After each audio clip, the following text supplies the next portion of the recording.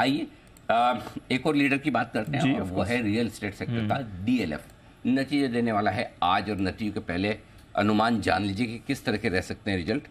अनुमान बताने के लिए अरमान है तैयार। अरमान बताएं अनुमान। जी सर, डीएलएफ के भी अगर आप नतीजे देखें तो नतीजे जो है अनुमान ये है कि अच्छे ही आने वाले हैं। आय में आपको लगभग, आय में तो आपको जो इतनी ज़्यादा बढ़त नहीं, लगभग 5% के आसपास की आपको बढ़त दिखेगी।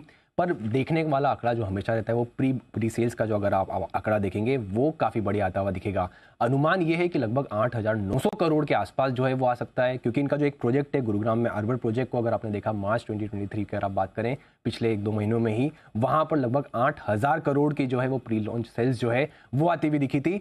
और ओवरऑल पर्सपेक्टिव से अगर आप देखें तो इनके जो मार्जिन्स हैं वहाँ पर मार्जिन्स भी आपको इंप्रूव होते हुए दिखेंगे। जो मार्जिन्स 23.8% पे थे वो बढ़कर लगभग 34.6% के आसपास आते हुए दिखेंगे। और इसी के चलते आप देखेंगे मुनाफे में भी आपको अच्छा उछाल दिखेगा, लगभग 60% के आसपास का उछाल आता हुआ दिखेगा। उसका एक मुख्य कारण ये भी रहेगा क्योंकि जो माइनॉरिटी इंटरेस्ट और पीएनएल एसोसिएट्स का है वहाँ से भी आपको उछाल आता हुआ दिखेगा। पर ओवरऑल अगर आप आय की बात करें या फिर मार्जिन्स की बात करें, आपको अच्छा इंप्रूवमेंट आता हुआ दिखेगा। पर इंटरेस्टिंग चीज़ ये भी होगी कि आने वाले प्रोजेक्ट्स में, और जब भी आरबीआई दरें जो पॉज हो गई है उसके चलते अब मैनेजमेंट क्या बताता है इसके बारे में कि कितना इंपैक्ट हो सकता है, वो सुनने लायक होगा।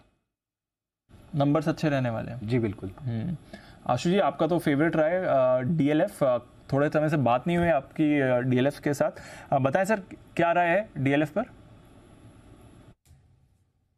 दीपांशु, लास्ट वीक मैंने बात की थी कि ये स्टॉक जो हमेशा पिछले महीनों में, सालों में 400-420 के एक ऐसे बैंड पे आता था और वहां से वापस रिट्रेस कर जाता था, कन्विंसिंगली इससे ऊपर आके खड़ा हो गया। मुझे कोई रीजन नहीं लगता कि मतलब ये नए पड़ाव पे ना जाए। मतलब नाउ इज द टाइम कि अब ये शायद ये 500 और जो 600 वाली जर्नी जो हम पिछले 1-1.5 साल 2 साल से बात कर रहे थे, जो फिजल आउट हो जाती थी बार बार, कभी मार्केट के रीजन से, कभी किसी और रीजन से। सो आई थिंक जिस तरह से कन्विंसिंगली खड़ा हो गया दीपांशु, अब मुझे लगता है कि now it is for this stock there should not be any looking back. But Deepanshu, ऐसे स्टॉक में जब ऐसे जोन में आ जाता है ना, तो वो ट्रेडिंग कम, वो एक डिलीवरी वाला स्टॉक बन जाता है, क्योंकि अब पेशेंस टेस्टिंग भी थोड़ी सी होगी, धीरे धीरे करके चलेगा ऊपर मतलब एक मूव भी जो एक धीरे धीरे की जो मूव आती रहेगी उस तरह का स्टॉक बन जाएगा। तो मुझे लगता है ये ऐसा स्टॉक हो गया, ये डिलीवरी में लेके रखना चाहिए और 500 से 600 के बीच का भाव जरूर देखने को मिलेगा। मुझे